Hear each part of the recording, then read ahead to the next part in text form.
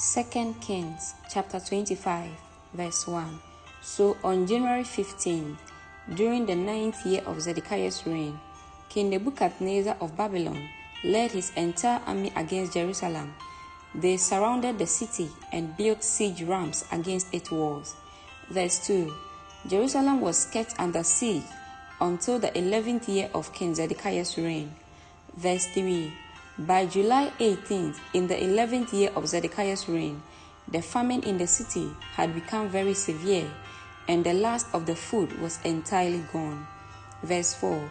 Then a section of the city wall was broken down. Since the city was surrounded by the Babylonians, the soldiers waited for nightfall and escaped through the gate between the two walls behind the king's garden. Then they headed toward the Jordan Valley. Verse 5. But the Babylonian troops chased the king and overtook him on the plains of Jericho, for his men had all deserted him and scattered. Verse 6. They captured the king and took him to the king of Babylon at Riblah, where they pronounced judgment upon Zedekiah. Verse 7.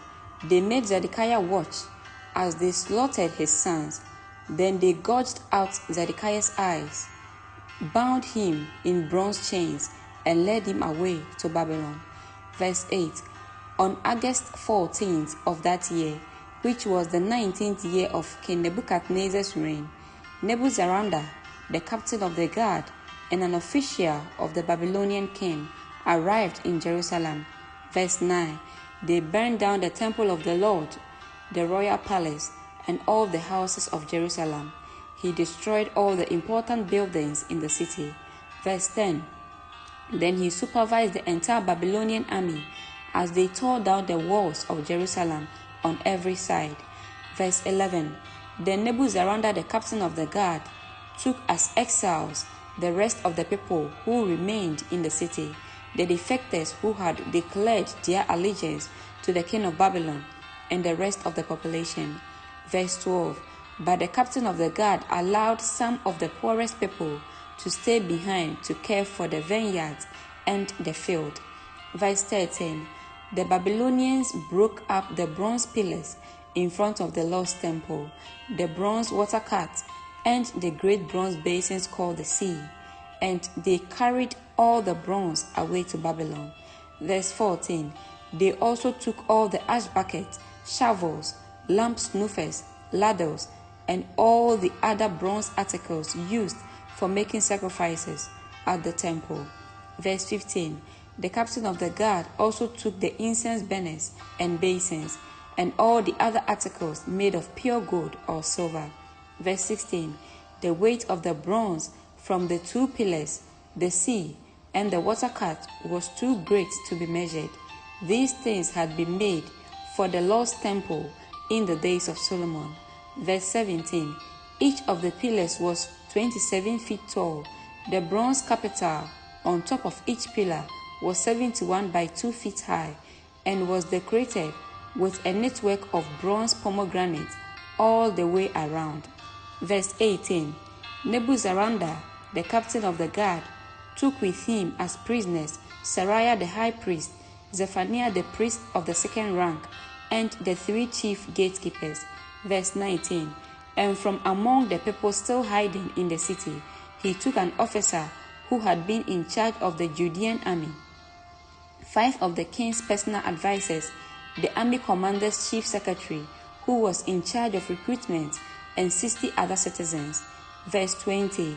Nebuzaradan, the captain of the guard, took them all to the king of Babylon at Riblah. Verse 21.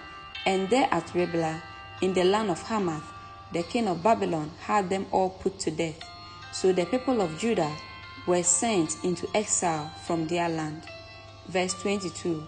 Then King Nebuchadnezzar appointed Gedaliah, son of Ahikam, and grandson of Shaphan, as governor over the people he had left in Judah. Verse 23. When all the army commanders and their men learned that the king of Babylon had appointed Gedaliah as a governor, they went to see him at Mizpah. These included Ishmael son of Nathaniah, Johanan son of Kariah, Seraiah son of Tehumet the Netophathite, Jezaniah son of the Maccathites, and all their men. Verse 24. Gedaliah vowed to them that the Babylonian officials meant them no harm. Don't be afraid of them. Live in the land and serve the king of Babylon, and all will go well for you, he promised. Verse 25. But in mid-autumn of that year, Ishmael son of Nathaniah and grandson of Elishama, who was a member of the royal family, went to Mizpah with 10 men and killed Gedaliah. He also killed all the Judeans and the Babylonians who were there with him at Mizpah. Verse 26.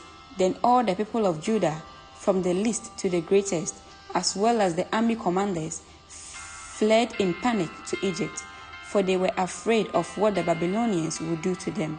Verse 27. In the 37th year of the exile of King Jehoiakim of Judah, evil Merodach ascended to the Babylonian throne. He was kind to Jehoiakim and released him from prison on April 2nd of that year. Verse 28.